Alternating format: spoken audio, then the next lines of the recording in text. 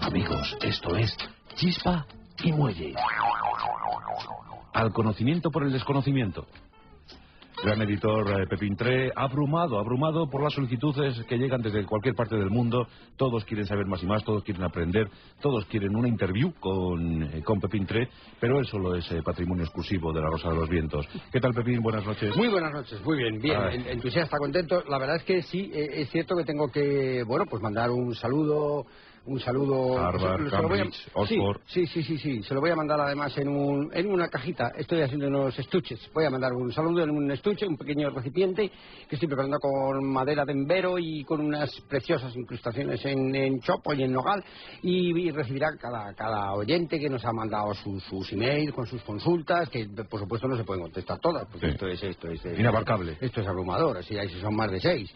Entonces yo no puedo con esto. Y eso que tengo un equipo, pero es imposible, no damos abasto. No damos abasto porque son 6 consultas. 6 consultas en los últimos 5 meses. 5 meses. Entonces, eso es algo que... O sea, más de una consulta por mes. Mensual, efectivamente. Sí, consulta y pico. Estadísticamente, consulta y pico. Entonces yo no puedo más. No sabías en lo que te metías. Es verdad. Así que, hombre, de todas maneras, agradecimiento, por supuesto, y un poquito de calma, y ya iremos poquito a poco, pues, contestando y desvelando todas esas... Anda que no queda decenio, ¿eh? Sí, es cierto. Yo prisa no tengo y, bueno, si tampoco lo tienen los oyentes, aquí aguantaremos. Bueno, pues a modo de comentario editorial, digamos, un esbozo, daremos un pequeño apunte sobre la derrota del Barça, que es lo que ahora mismo es la convulsión. ¿Por qué? Bueno, pues porque se infiltró el Bristol. Es un gran equipo. El Bristol es un equipo puntero, eso hay que destacarlo. El Bristol sí. El Bristol. Y incluso el Manchester sin apuros. Sí, el Manchester también. Los equipos ingleses, aparte de por su fonética, se caracterizan porque tienen un juego bravío. Es un juego bravío. Sin embargo, el Barça tiene una actitud elegante, una actitud comedida. Claro. Entonces ha habido, como digo, se han infiltrado en el ¿qué equipo jugaba hoy? Perdona. Hoy era el Chelsea. Bien, el gran barrio londinense, tradición, los obreros, la revolución industrial. Chelsea. Bien. Pues como digo, el Bristol no ha asesorado. El Bristol ha asesorado al Chelsea. Había el experto, los ingenieros, esta ingeniería futbolística que se diseña semana a semana. Este trasvase de información. Efectivamente. Pues ha habido se puede considerar que ha habido una mala jugada en ese intercambio informativo. El Bristol ha dado unos datos distintos al Chelsea en cuanto a sus posiciones, cosa que el Barça al principio ha podido aprovechar porque él estaba jugando con tribotes. Eran tribotes que suben y bajan por las bandas indiscriminadamente a más de 6 microsegundos por decímetro cúbico. O sea, esa cosa del Barça... Exactamente. Así es como lo tenían basado. Pero luego resulta que ha habido un cambio en esa información que el Chelsea ha percibido del Bristol, pero el Bristol a última hora ha hecho unos cambios estratégicos que no han podido llegar al Chelsea, con lo cual el Chelsea ha tomado una iniciativa personal y entonces... ha desconcertado. Ha desconcertado. Efectivamente, ha creado un desconcierto absoluto y luego, bueno, eso ya, sin más, quiero decir, no es lo importante del asunto, pero han conseguido marcar más goles que el Barça. Con lo cual, al final, si hacemos un análisis, un estudio meticuloso... Un cómputo, como tú muy bien has dicho, cómputo, es puto, sale como resultado que la victoria... En este caso se la reparten Chelsea y Bristol, por supuesto, cada uno en los méritos que le correspondan, pero por acumulación de goles. Acumulación de goles. No ha sido en ningún momento por esas tácticas que en principio se habían enumerado, ni no. Todo esto al final lo que se ha definido es en un número mayor por parte del Chelsea en cuanto a la penetración del esférico en la portería, no la propia, sino en portería contraria, mientras que el contrario ha tenido que encajar en portería propia esos goles. O sea, que esta es la famosa teoría de uno gana si consigue acumular más goles que el contrario. Efectivamente. O sea, que no es una teoría siempre compartida, pero oye, bueno, de momento se acepta. En principio, sí, por estadística se ha aceptado así y se ha dado por buena. Así que bien, pues hasta aquí podemos... así es el análisis de somero, ¿eh? Pero el Bristol, fantástico. Fantástico. El Bristol ha estado... Muy bien. Bueno, y el Barça, pues otro año será, ¿no? También. No hay que quitarle méritos a nadie. No hay que quitarle méritos a mí. Yo la verdad es que prefiero el Barça al Bristol. Sí. Bueno, pero oye, así las cosas... Así son las cosas. También hemos preferido todos que en Trafalgar, ¿verdad? Las cosas se desarrollan de otra manera. Sí, por el Bristol sí. Por el Bristol sí. Sí, bueno, pues... hasta aquí el comentario editorial de Chispa y Muelle. Sí. Ahora entramos en el desarrollo de los reportajes de páginas interiores. Sí, aquí intentamos, como siempre, pues hacer un reparto un poquito entre lo que son, podemos decir genéricamente, ciencias y letras, ¿no? Entonces vamos a traer, en cuanto a lo que son ciencias, vamos a traer ese pues se puede considerar mecanismo. Mecanismo que es el hiperoto. El hiperoto. Sí. Es un mecanismo, me parece que he dicho ya. ¿Verdad? ¿Por qué ese miedo a entrar un artefacto. ¿Por qué ese miedo a entrar en el porqué del hiperoto? No es miedo, pero es reserva. Es una reserva natural. Una reserva natural en la que se salvaguardan una serie de criterios que luego, desde luego, al ser emancipados por sí mismos, lo que crean es un deslumbrón, lo que se conoce por deslumbrón o relumbrón, que desde luego no tiene nada que ver con esa especie de masa oscura que se crea por nubosidad, por acumulación de nubosidad, frente a un conocimiento que se ha quedado totalmente disperso. Sí. ¿Cuándo recibimos las primeras noticias del hiperoto? Esto es hay ya unos grabados en Mesopotamia. En Mesopotamia aparecen unos grabados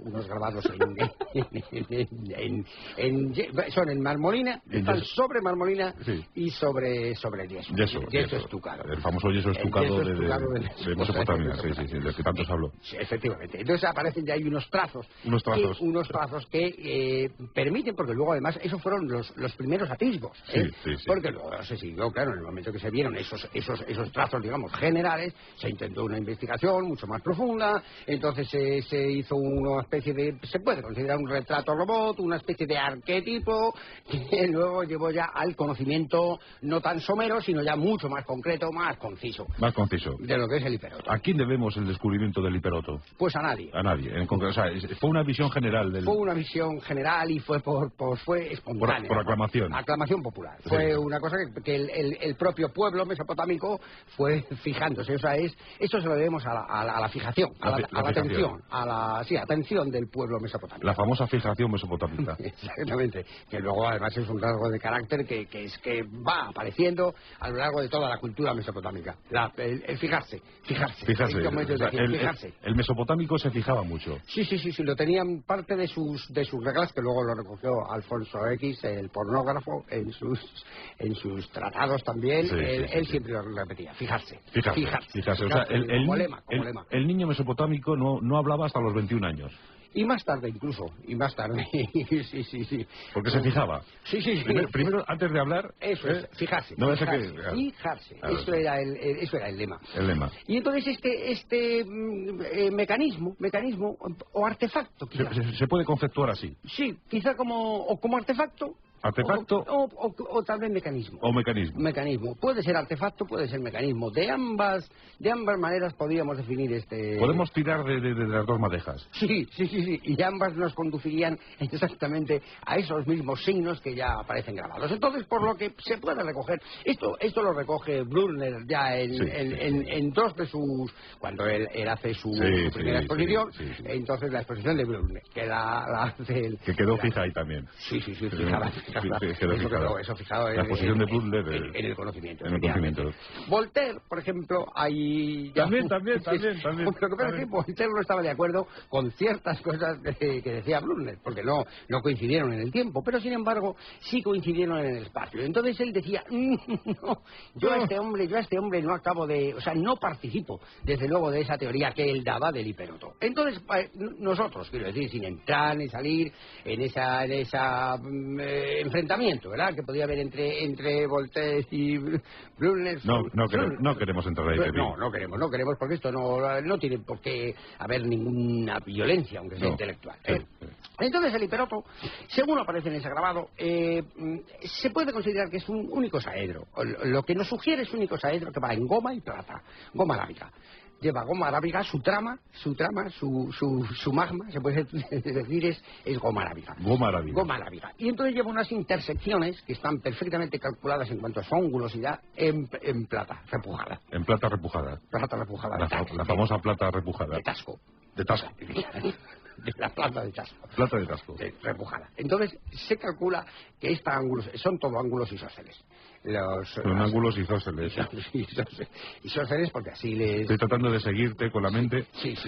Tú eso, claro, porque gráficamente esto hay que verlo. Esto es una cosa gráfica, hay que verla.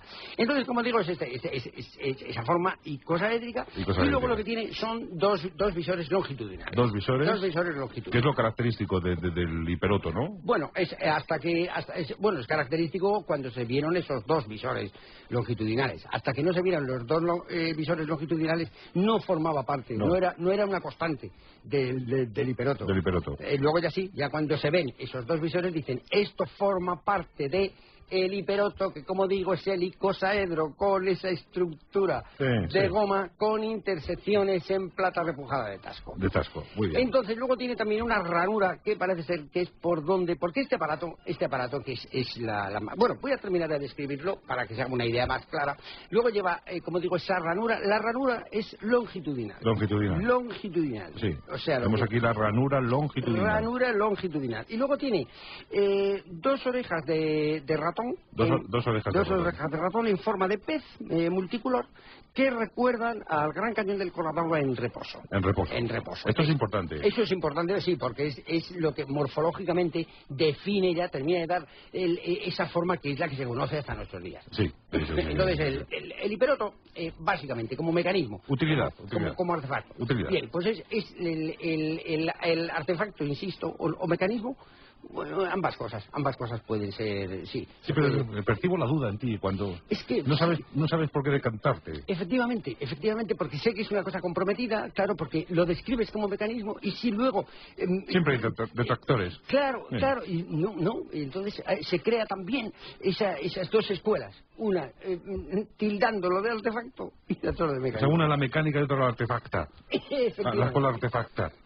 Efectivamente. Bien. Así es. Vamos a entrar en las utilidades del hiperoto. ¿Para qué servía? ¿Para qué lo usaban los mesopotámicos? Pues mira, era para... ellos ya sabían que lo que engorda es el alma, no es el cuerpo, simplemente es un receptor. Entonces, por eso, es por lo que ellos tenían esas primeras dietas, que se siguen utilizando muchísimo en la nueva nutrición. En la nutrición hay que reconocerlo, que no se ha salido todavía de los parámetros de Mesopotamia. Es ahí, o sea, toda esta que si comes más cereal, que si luego lo mezclas con no puedes comer uvas, o no puedes comer un tipo de azúcares, que no tome galletas, eso con azúcar. Desayuno, comida y cena. Y puedes hacer como piscolabis a mediodía, merienda, todo eso ya lo inventaron los de Mesopotamia. Tapeo, exacto. Todo eso nos viene dado por los mesopotámicos. Todo esto es Mesopotamia. Esto es Mesopotamia en sí misma. Y entonces cuando ya por fin, cuando Brunner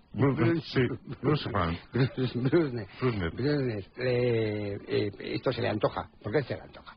Él es un hombre caprichoso, entonces él lo recoge, pero claro, lo recoge con un matiz que lo lleva totalmente a su terreno personal. Entonces lo que hace es que plantea, dice, hombre, esto sí, pero claro, aquí sí podríamos interpretar esto de otra manera, con lo cual, claro, ¿qué crea? Lo que es un batiburrillo. Lo que se conoce en Mesopotamia por batiburrillo. El famoso batiburrillo mesopotámico. Exactamente, el batiburrillo. Entonces ya tenemos el aparato como tal y tenemos el concepto, la utilidad. Entonces ese engorde, digamos, esa manera de engordar el alma en principio no se la tenía ubicada. O sea, no se sabía, sí, se sabía que eso estaba, que eso era, que se manifestaba, que o bien no se manifestaba, o bien que no era, o bien que no estaba. ¿Es entonces cuando se formula la famosa teoría del engorde del 3%?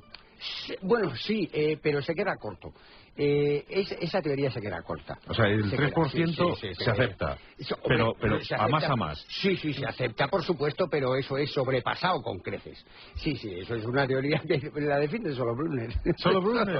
Solo Brunner. Ingenuo, ¿eh? Sí, Voltaire de eso se carcajeaba. O sea, Voltaire le decía lo del 3% y... Bueno, ¿cómo van a engordar un 3% solo? ¿Dónde vamos a parar? Claro, decía, esto no... Entonces ahí se crea, ahí sí también se crean dos seguidores, dos manifestaciones distintas, uno solo de Brunner, otro solo de Voltaire y Brunner. Entonces Voltaire dice, hombre, pues yo dudo de la razón de Brunner. Y Brunner, por supuesto, responde, hombre, pues si él duda, aún no teniendo certeza, yo también soy capaz de dudar de esa facultad de Voltaire. O sea, mientras que Brunner dice, el alma engorda un 3% según cada obra, efectivamente, Voltaire duda de eso y dice, hombre, las obras nos provocan un engorde de más del 3%. Él lo dice, ya será más. Él en eso es lapidario. Tiene una frase que además ha pasado en todo. O sea, cuando se escribe todo el Renacimiento está basado en esa frase. En ya será más. Ya será más. Entonces, a partir de ahí, pues se empieza a intentar aplicar ya la utilidad concretamente de este mecanismo o artefacto. El hiperoto. Entonces se hacen unas mediciones. O sea, curiosamente, este aparato es capaz de medir y situar el alma en la gradación exacta. Y lo hace por sonido. El sonido, ya sabes tú, que se transmite, se propaga por lonchas. Entonces, se lonchea, digamos, el tiempo va loncheado, va como el chope. Va fino, loncheado. O sea, lo cortamos finito. Finito, finito, porque hay que ponerle un fin a eso, ¿sabes? Es decir, eso no puedes mantenerlo tiempo y tiempo. Ese aparato, como todo, ese mecanismo, o quizá artefacto, o viceversa, tiene una... Porque este aparato hay que calentarle a baño María. Hay que calentarlo. Y luego dejar que se asiente como el soufflé. Efectivamente, esto se calienta a baño María, luego se le deja, por supuesto, si puede ser al rocío, muchísimo mejor, y en esa transmutación del tiempo por lonchas, tú le metes en lonchas, 150 gramos, por ejemplo, en lonchas de sonido. Buenas. En sonido, buenas lonchas. Buenas lonchas, bien, limpias, bien aseadas y presentadas en papel de aluminio, por ejemplo, o papel estraza. Sí, o en hojas de castaño. O en hojas de castaño. La hoja de castaño te vale también. Cada loncha sobre una hoja. Sobre hoja, exactamente, hoja de castaño. Hoja y media. Hoja y media, depende si va en folio o va en DIN A4, depende como del castaño. Hay castaño DIN A4 y castaño folio, castaño holandesa. Bien. Eso ya depende del tipo de castaño que tengas tú, cada uno en sus tierras. Si las tienes, si las tuvieres. Si no las tuvieres, pues tendrás que tener amistades. Un arrendamiento. Un arrendamiento, efectivamente, tendrás que recurrir quizá al alquiler para poder tener esa serie de menesteres que luego te van a hacer falta para poner en práctica este experimento que te llevará a una consecución de ese conocimiento que tú tienes que percibir de una manera clara y fehaciente por medio del hiperoto. Efectivamente. No confundir con Brunner. No. Brunner, Voltaire, hiperoto es hiperoto. El 3% es el 3%. El 3% y lo que es más, es más. Y el soufflé se asienta a su tiempo. Efectivamente. Entonces, como decíamos, baño María, entonces por esa ranura transversal y longitudinal que hacen una cruz en lo que es en el centro, en el epicentro, lo que se llama epicentro. Entonces eso ahí percibe el alma en sus distintas dimensiones. Entonces, que engordas, ¿cuánto sonido le metemos? 150 gramos. ¿Cómo se traduce eso en el engorde anular o ánima? Del ánima. De la propia ánima. Entonces eso Voltaire ya te lo da luego en unas tablas que tiene, las tablas Voltaire, las famosas tablas Voltaire. Eso ya hay una equivalencia y te dice si tu alma está aquí o está en Ponferrada, por ejemplo. Pues ese es el hiperoto. ¿Veis cómo somos valientes? ¿Veis cómo entramos en las cuestiones? Claro, sí, hombre, sé que entraste. Pues ya por fin sabemos, gracias a Voltaire, gracias a Brunner, para qué sirvió el hiperoto mesopotámico. Ahora llega la información y luego continuamos con Chispa y Muelle. En Onda Cero, La Rosa de los Vientos.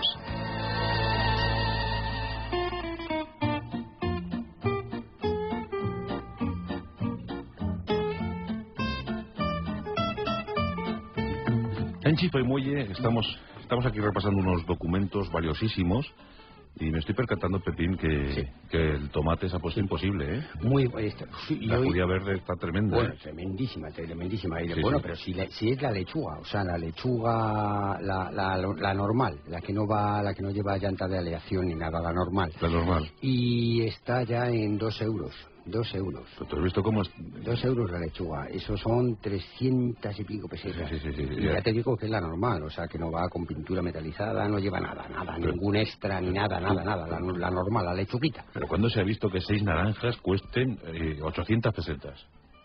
Sí, pues, Hombre. se ha visto ahora es cuando se está viendo, ahora se está viendo. Hombre, el euro ha sido bueno en general para... Estamos encantados. Sí. Estamos encantados, Estamos en general. muy contentos. Quizás, hombre, yo creo que el Fondo Monetario Internacional, También. El Banco Mundial, tal, Sí. pues harán sus cosas, ¿no? Sí, Habrán sí. conseguido hacer ahí, cuadrar sus cosas, ¿no? Pero desde luego, yo no sé, en lo que es la lechuga, o sea, la lechuga normal y el tomate... No, yo no le he visto ventaja, no le he visto ventaja, en ningún aspecto, en ningún aspecto. ¿Tú recuerdas haber comido en el último mes algún tomate? Yo no recuerdo. Hombre, cuando me invitan que haya así alguna recepción en las embajadas. ¿En las embajadas?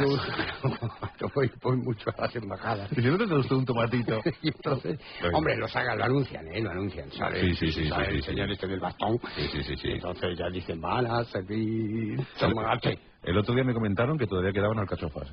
Fíjate, hay gente que ha conocido las alcachofas. Qué barbaridad, pues eso ya es... Eso fíjate, parece un relato ya de Edgar Allan Poe. O de Bradbury. O de Bradbury. Sí, ya es, esto ya es... Bueno, pues en los tiempos en los que se comía, ¿verdad? Ay, qué maravilla. Sí, y que costaba menos, además, comer. Sí. ¿Y tú te acuerdas en los años 80? Bueno. Pues fíjate, en los años 80 debía estar el bocadillo de calamares, debería estar en 12 pesetas. Aquellos bocadillos de calamares, ¿verdad? Sí. Ya no se volvió a saber de ellos, ¿no?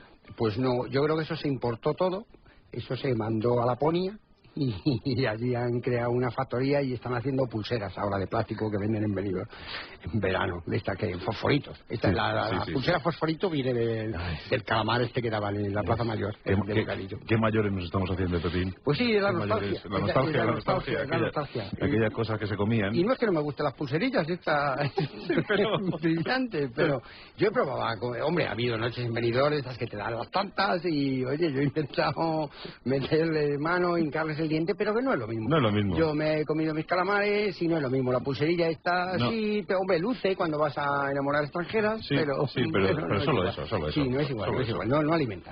Ay, bueno, pues supongo que nos perdonaréis estos pequeños arranques de nostalgia. Vienen muy bien, vienen al hilo, perfectamente al hilo. Sí, porque vamos a hablar de Isaac Perales. Exactamente. Amigos, no confundir con Isaac Peral, artífice del submarino torpedero. Sí.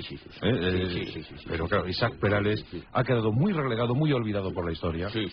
Y esto es injusto. Sí. Pepín,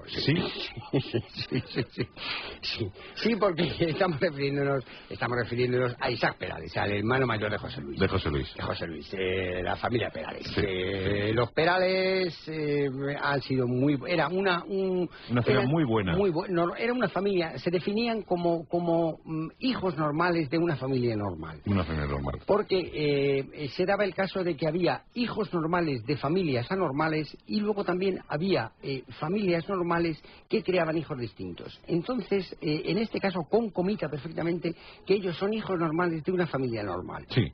Entonces, al no tener ningún rasgo característico, ningún rasgo distinto del resto de los Perales, que en aquella época, estamos hablando, los Perales ya eran notorios en el Imperio Otomano.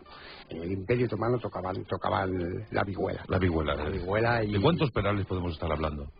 Pedales cogieron en el Imperio Otomano muchos. Muchísimos. Sí, porque se ponían de dátiles hasta arriba. Y entonces eso luego crea, tiene lo que se llama fosfatina. Fosfatina, que cuando se mezcla con el aire del desierto, eso produce lo que se llama melopea. Esa melopea, la melopea otomana. que es viene. Y entonces precisamente los Perales, que bueno, eran hubo de todo en esa saga, era una saga familiar. Sí. Oscos, Oscos, quizá José Luis. Casquivanos. Quizá más Isaac. Isaac. Porque, hombre, eran músicos los dos, al final determinaron, y ellos no querían. No. Fue en contra de la voluntad de su padre. Porque su padre lo que quería precisamente... Darles un oficio. Quería que fueran músicos. Y ellos no querían. Ah, no querían. Ellos no querían. Uno prefirió... José Luis quería ser agrimensor y quería ser barquero en el Volga. Entonces el padre le dijo, mira, hijo, tú no tienes, o sea, el Volga nosotros somos, porque era una familia ya castellana, ya se habían instalado aquí. Pero José Luis finalmente acabó de barquero hoy quiero ser barquero de la Plaza España, decía en sus coplas. Sí, y un barco llamado Libertad. Sí, que bueno, pero eso ya es poesía, o sea, eso ya entra dentro de lo que es la poética. Muchos se lo atribuyen a Góngora y no es cierto, es José Luis. Esto conviene aclararlo, sí, porque siempre ha habido mucho debate con eso. Uy, eso debe ser de Góngora. No, eso es de José Luis. Pero centrándonos en la figura de Isaac. Sí, Isaac es un revolucionario. Sí. Un revolucionario porque empieza desde muy pequeño a andar siempre cabeza abajo. Él siempre le gustaba andar, o sea, él se apoyaba sobre las palmas de las manos. Haciendo el pino. Andaba haciendo el pino. No, porque era además, lo hacía en ángulo recto. Nunca iba totalmente erecto. Él lo que hacía es que apoyaba su peso sobre las palmas de las manos, las tenía enormes, tenía le llamaban manazas. Le llamaban el manazas. Siempre que él hasta que fue ya, bueno, hasta los 60 y tantos, nadie se dirigió a él como Isaac. Era siempre el manazas. Entonces este hombre andaba por el adoquinado, le gustaba mucho andar sobre el adoquinado, con sus palmas extendidas. Y entonces el cuerpo doblábalo a 45 grados. Sí. Y había veces que incluso conseguía llevarlo a 90 grados. Entonces era espectacular. Sí. Era este joven, y siempre su hermano José Luis, que era, claro, por ser más pequeño, pues era más travieso, lo que hacía es que le metía salamandras en las orejas, porque por gusto. Por gusto. Sí, por hacerle una gracieta. Sí. Entonces le metía unas sabandijas. Le vendía sabandijas, le metía, como digo, pues lagartijilla pequeña, sí. Lo que es el rabo. Le metía lagartijilla, pejadillas de estas de freír, de morderse la cola, le metía una serie de aditamentos, cosa que desde luego, pues bueno, Isaac era bueno, pues ya lo hemos dicho, era casquivano, y era también verbenero, ¿por qué no decirlo? Pues sí, era más alegre. Gustábale. Sí, gustábale, porque le parecía pues que era una cosa fraternal, eran unas costumbres fraternas, que decía, ¿por qué voy yo a llevar la contraria de José Luis? A él le gusta hacer esta niñería, porque en el fondo son niñerías. Me ha jodido el oído, pero...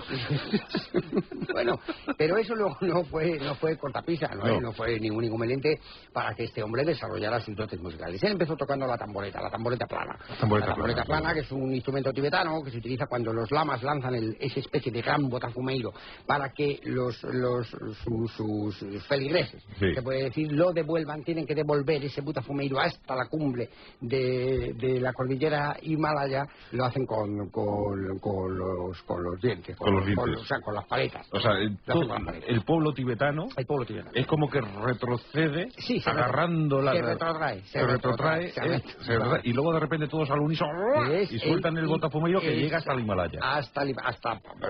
Pues sí, no voy a veces lo supera. Sí, lo sobrepasa y termina robando por la cara sur, porque ellos lo hacen siempre por la cara norte. Por Nepal. Sí, por Nepal, y entonces lo devuelven hacia la cara sur, que por eso quizá esas huellas fueron las que en su momento se atribuyeron al Yeti. Pero no era el Yeti, era simplemente el pueblo tibetano que al pisar todos a la vez crean una huella enorme, mucho más grande que de un individuo, porque hay que tener en cuenta que estamos hablando de cientos de miles de tibetanos pisando en el mismo sitio. Por lo cual eso queda una huella muchísimo más grande que si fuera un individuo solo. El famoso huellón tibetano. El huellón tibetano. Entonces él, cuando llega, le reconocen como manazas y les gusta, porque precisamente esa magnitud en la huella, pues ellos la tienen ya muy asumida. La reconocen. Entonces, en el primer viaje que hace Perales el mayor, Isaac, que hace a Nepal, pues es recibido con honores y le regalan lo que ellos llaman allí la castañeta, que es el antecesor, digamos, de la tamboreta, el tamborcillo, tamboreta plana o tamborón o tamborín. que de todas las maneras se denomina. Tamborón, tamborín. Tamboreta plana o tamborín men. Tamborín men. Tamborín men, que luego eso ya es un término que adoptaron los norteamericanos. Sí, utilizaron los norteamericanos. Dylan concretamente hizo una canción con dedicada a este instrumento. Al tamborín men. Al tamborín men, que es un tamburete con patas, tamburete. Se llama tamburete, que es distinto al taburete. Sí. El taburete tiene menos patas que el tamburete. ¿El tamburete cuántas patas tiene? El tamburete tiene infinitas.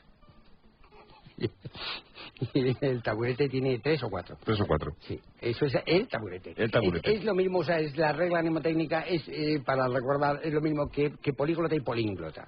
O sea, políglota es el que habla 2, 3 idiomas y polínglota es el que habla infinitos. Infinitos. Bueno, el caso es que Manazar, Isaac llega a Nepal, recibido en Lord de multitudes. Efectivamente. Le entregan la tamboreta plana, las castañetas. Y se compra un caserío. Compra un caserío y se dedica, en principio se dedica a hacer quesos. Quesos, lo que llama él cuajada. Eso no lo entiende nadie. Entonces él hace cuajada. O sea, él dice queso, por allí no le entiende. No le entiende nadie. El cambio dice cuajada y eso cuajada ya sí. Sí, porque eso se utiliza, eso estaba por las divinidades. Todas las divinidades lámicas toman cuajada como alimento. Lo que pasa es que ellos lo hacen de yak. Que es un animal distinto aquí a la burra. Pastillas de leche de burra, que era lo que tomábamos de niños, porque era un afrodisíaco general y te ponía los pelos de punta. Entonces eso siempre es muy valorado. Entonces, como digo, el yak es distinto, la leche de yak pues es distinta, la cuajada también, pero esto le sirve a Isaac Perales para ya crear, digamos, una especie de comunidad. Comienza una especie de proyección universal. Proyección, tú lo has dicho, has puesto el dedo en la llaga, y una proyección universal, que eso hace que hagan cantos hacia él. Entonces él esos cantos los copia. Los copia porque pero sin ninguna maldad. Él simplemente los copia con el ánimo de transmitirlos. Y llega un momento que tiene tal soltura ya, porque ya por fin allí abandona el uso de las manazas y las utiliza solamente para bienes beatíficos. O sea, ya las manos le parecen una parte, digamos, sagrada de su cuerpo, deja de tocarse los orificios tanto nasales como los pabellones auditivos, ya no se saca la cera. Este hombre decide no hacer ya semejante, también influido por ese misticismo que rodea, pues entonces jamás él nunca le verás ya en un semáforo hurgándose sus pastes. Nunca lo hace. Allí hay fotos de cuando... Qué curioso, ¿eh? Sí. Es que esa cultura tiene una influencia grande. Yo creo que si vives ahí una temporada te cambia esa percepción del mundo. Yo todos los jóvenes recuerdo la época en la que se viajaba a Katmandú, que se iba, pues con una manta y con unos cascabeles. A la vuelta jamás veías a estos jóvenes en los semáforos sacándose mocos. Nunca. Ya venían cambiados, absolutamente. Entonces esto también, esa transformación se crea en el propio Isaac. Y entonces es cuando él hace una vida, podemos decir, de intromersión. O sea, se busca a sí mismo, pero debajo del agua. Entonces consigue, eso luego le va a llevar a escribir una de sus más famosísimas partituras, que estoy refiriendo al Submarino Amarillo. El Submarino Amarillo es el éxito. Eso es el éxito. Eso lo escribe, lo estrena en Baviera. Luego y en Hamburgo. En Hamburgo también. Y precisamente allí hay un cuarteto, efectivamente, un cuarteto que primero fue quinteto y uno de sus miembros abandonado, queda convertido a instancias de una fotógrafa. Efectivamente, que esta fotógrafa es precisamente la que aporta estas pruebas que estoy hablando del comportamiento de Isaac Perales en el antes y después de haber pisado en las tierras tibetanas. Sí, señor. Entonces, cuando esta fotógrafa decide reconstruir la vida de ese cuarteto, Isaac Perales ahí tiene una influencia grande, porque él digamos que les recibe en su casa, les da la cuajada, estos muchachos quedan impresionados porque ellos no bebían más que bebidas exóticas, efectivamente, de la marinería de Hamburgo, y entonces claro, cuando prueban la cuajada dicen, pero bueno, esto es gloria bendita, y entonces a partir de ese gloria bendita ellos editan un disco, Love Me Do, efectivamente, efectivamente, Love Me Do, dámelo en inglés, que no es más que una referencia velada a esa sensación que ellos tuvieran cuando probaron esa bebida, ese alimento preciosísimo que es la cuajada. Entonces dicen, Love Me Do, dámelo a mí. Love Me Do, love me, magnífico, love me to me. Magnífico, Pepín, magnífico. Y fíjate como esas curiosidades, cómo parece que esos personajes que están tan lejos unos de otros, cómo se entroncan perfectamente en la historia y demuestran una vez más. Submarino Amarillo ha sido y es y será Isaac Perales en nuestra memoria. Y la cuajada, por supuesto. Fantástico, Pepín, fantástico. Qué disertación sublime. No, es que es así. Sublime. Es así, pues hay que mira, el público horrorizado. Eso es. Joder, pues ya aplauden fuerte porque cada uno en su casa y que se oiga esto es... Y llega. Bueno, pues así se escribe la historia.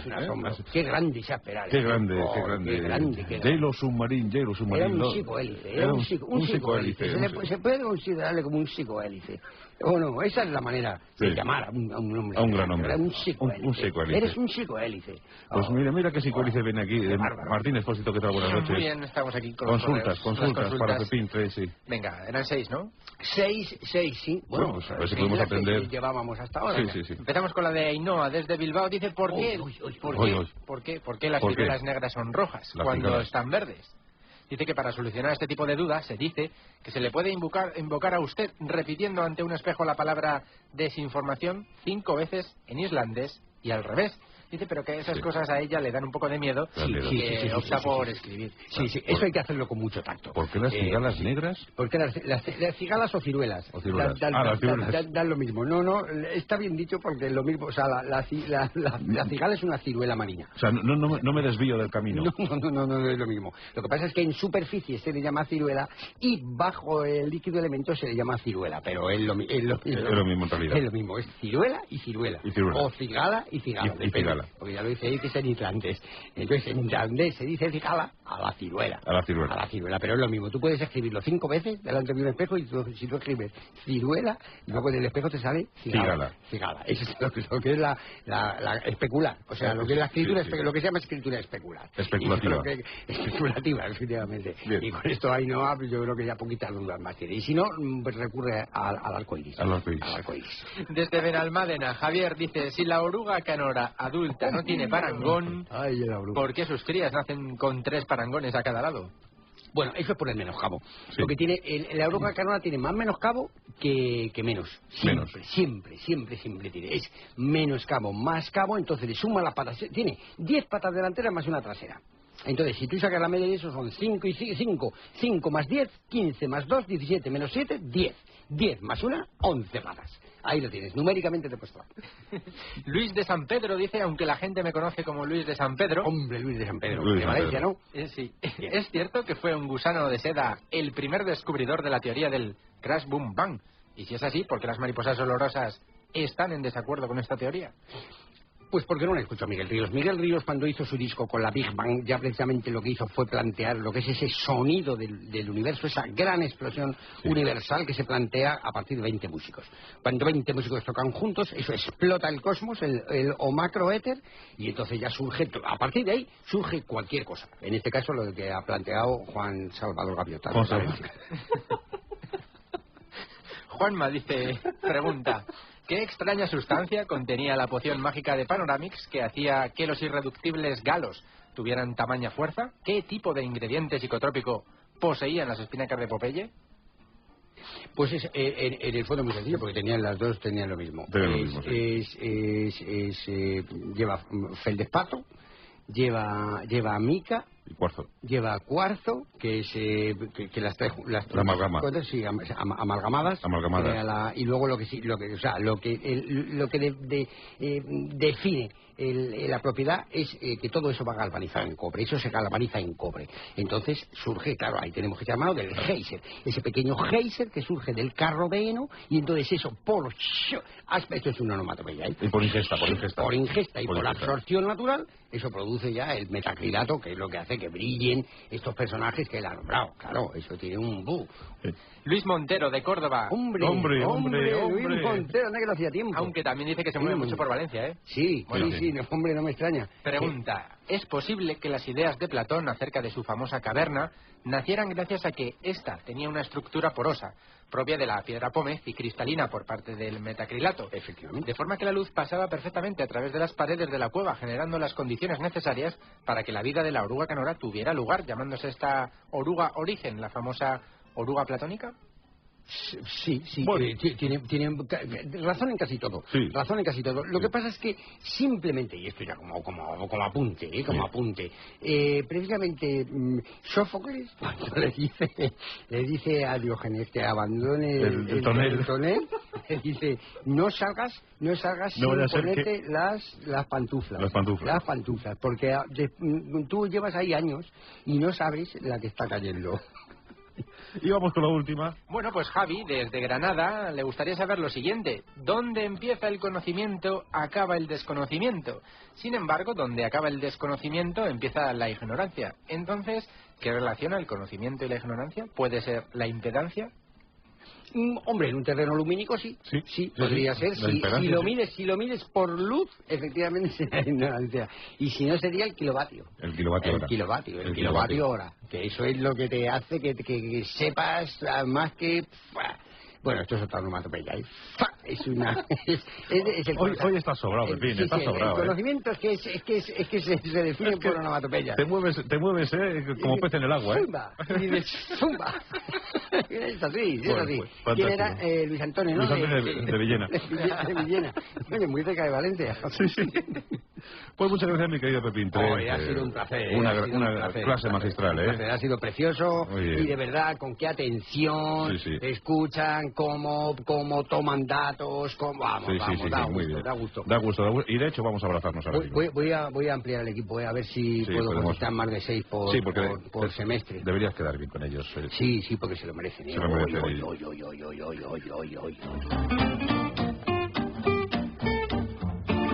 La Rosa de los Vientos en Onda Cero.